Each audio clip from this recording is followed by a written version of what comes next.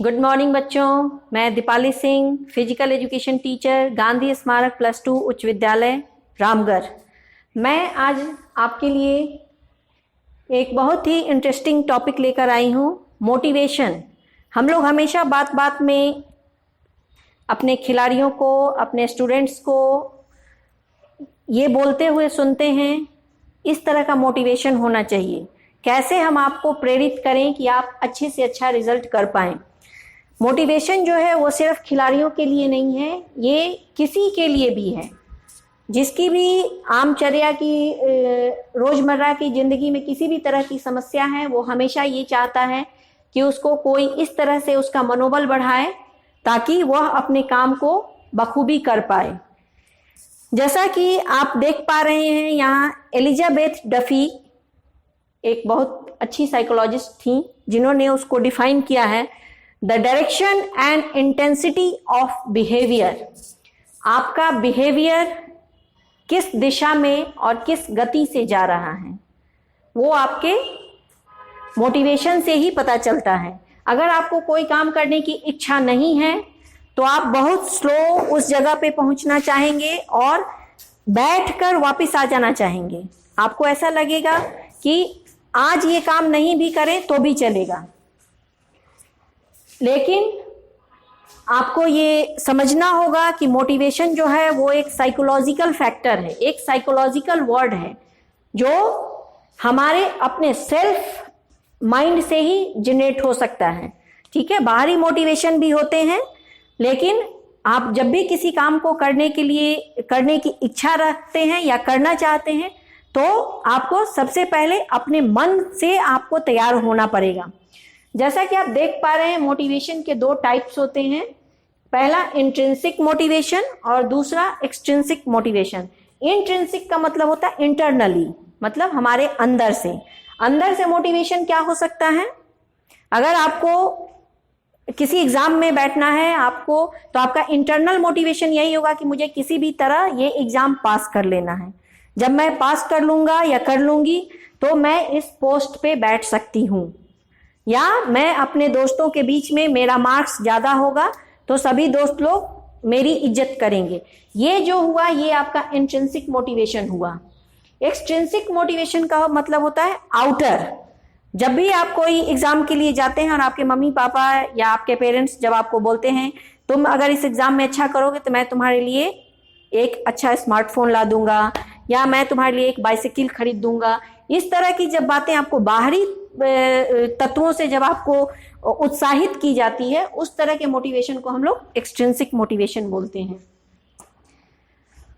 अब हम लोग मोटिवेशन को समझने के पहले मोटिवेशन से रिलेटेड दो वर्ड्स को हमारे लिए समझना बेहद जरूरी है, जिसमें एक है नीड्स और दूसरा है हमारा मोटिव। नीड जो है वो हमारा जनरल, हमारी जो भी इच्छाएं हैं, जनरल इच्छाएं किसी की भी क्या होती हैं। अगर स्टूडेंट हैं तो मेरी जनरल इच्छा यही होगी कि मैं अच्छे से पढ़ाई लिखाई कर लूं और मेरा मार्क्स जो है वो हमेशा अच्छा रहे, क्लास में मेरी परफॉर्मेंस अच्छी बनी रहे। ये मेरी जनरल वांट्स है, या मेरी जो सामान्य इच्छा है किसी स्टूडेंट की, वो यही हो सकती है। और इसके लिए जो 5 बेसिक टर्म्स हैं, नीड्स जो है हमारी, वो इन 5 चीजों से हमको एहसास कराती हैं कि मेरी क्या क्या जरूरत है। जैसे भूख लगने पे जरूरत क्या होगी? रोटी की जरूरत होगी। वो क्या हो गया? वो मेरा बेसिक नीड हो गया, जनरल नीड हो गया वो, कि भूख लगने पे खाना ही खाना है। तो ये जो है इसके 5 जो बेसिक टर्म्स हमारे नीड्स के लिए हम लोग हमेशा ये करते हैं। उसमें सबसे पहला होता है कि साइकोलॉजिकल सेफ्टी। मेरे मन में कोई काम करने के पहले मेरे मन में ये एहसास होना जरूरी है कि जब मैं ये काम कर रहा हूं तो मैं सुरक्षित हूं। दूसरा है हमारा belongingness and love. Belongingness and love का मतलब होता है कि जब आप कोई काम करते हैं, जब तक आपको उस काम को करने के लिए अपनेपन का एहसास नहीं होता है, आप दूसरे का काम नहीं कर सकते हैं। आप जब भी कहीं काम करने जाएंगे, अगर पढ़ाई ही करनी है, तो जब तक आपको ये नहीं लगेगा कि मैं अपना विषय पढ़ रहा हूं या खुद के लिए पढ़ रहा हूं, तब तक आपका पढ़ने में भी मन नहीं लगेगा। वैसे ये steam and self actualisation. Steam का मतलब होता है आपके अंदर का उत्साह, और सेल्फ एक्चुअलाइजेशन मतलब आप अपने आप को कितने अच्छे से जान पा रहे हैं। मोटिव जो है ये हमारा एक तरह से फोर्सफुली, मतलब हम ताकत लगा के किसी काम को करते हैं। जैसे मैंने बताया कि नीड्स जो है वो हमारी बेसिक जरूरत है, जो भी मेरी इच्छा है।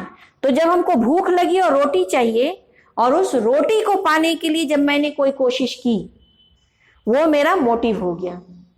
रोटी को पाने के लिए क्या हम करेंगे? हम कहीं मेहनत करेंगे या खुद जाके रोटी बनाएंगे, तभी खा पाएंगे।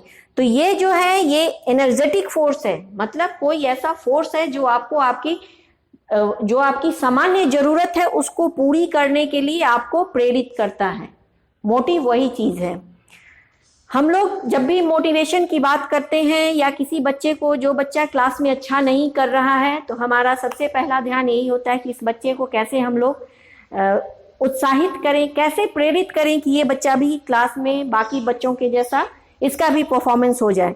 तो मोटिवेशन के जो मेथड्स हैं वो मैंने कुछ एक मेथड्स यहाँ लिखे हैं, इसके अलावा भी बहुत सारे मेथड्स हैं, जिनमें सबसे पहला है कि आप जिसके लिए भी मोटिवेशन की बात करते हैं, सबसे पहला है कि आप उसको अच्छी तरह से जानें और समझें।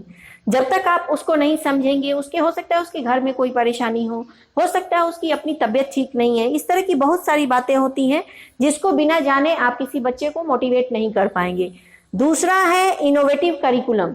जब आप किसी बच्चे को कुछ सिखाना चाहते हैं, पढ़ाना चाहते हैं, रोज एक ही पैटर्न पे आप बताएंगे तो भी वो बच्चा नहीं सीखता है। वैसी स्थिति में जब भी हम लोग को किसी को कुछ सिखाना होता है तो हमको रोज उसमें कुछ ना कुछ नया वेरिएशन लेके आना चाहिए। तीसरा है फ्रीडम। बच्चे को प्रैक्टिस करने के लिए या जिसको भी मोटिवेट करना है उसको थोड़ा फ्रीडम देना है, वो उस चीज को कैसे लेता है, कैसे समझता है, कैसे सीखता है। तो उस तरह की स्वतंत्रता जब उसको मिलेगी तो वो बच्चा खुद ब खुद उस काम को एक बार करना चाहेगा। रिइंफोर्समेंट का मतलब होता है कि आप उसको किस तरह से प्रोत्साहन, किस तरह से पुरस्कार क्या देना चाहते हैं, वो रखिए आप। स्कॉलरशिप्स, इसके अलावा कंपटीशन है, सक्सेस एंड फेलियर के बारे में आप बात कीजिए, उसको समझाइए। और 8वां है फीडबैक। जब भी हम लोग किसी से कोई काम करते या कराते हैं तो लास्ट में हम लोग को ये बताना चाहिए कि तुम्हारा ये काम अच्छा था, लेकिन तुम इसमें ये अपनी कमियों को दूर करके इसको और भी अच्छा कर सकते हो। तो इस तरह से मोटिवेशन जो है वो साइकोलॉजिकल टर्म है, जिसको हम सिर्फ बात बात में नहीं समझ सकते हैं जब तक कि हम ह्यूमन साइकोलॉजी को अच्छे से ना समझें और बच्चे को इस बात के लिए प्रेरित ना करें कि बच्चा अपना काम खुद समझ सके। धन्यवाद।